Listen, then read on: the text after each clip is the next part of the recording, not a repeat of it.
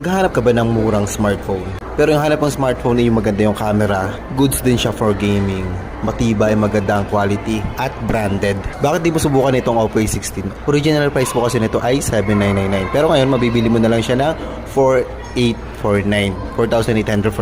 Murang-mura na siya. Naka-discount ka na rin ng 3,150. So ano ba ang specs ng Oppo A16? Yung mga highlights niya ay naka-HD Plus IR display, AI triple camera, 5,000 mAh battery. Simulan muna natin sa design na 3D sleek design. Kung papansin mo po, pa-curve po yung edge ng body ng phone.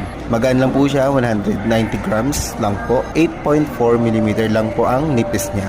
At pang high-end po ang style at colors niya na sure ako magugustuhan mo. At kung screen size ang pag-uusapan, panalo ka pa din dito dahil naka 6.52-inch screen display na po siya.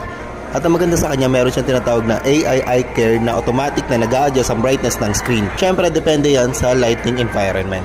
For example,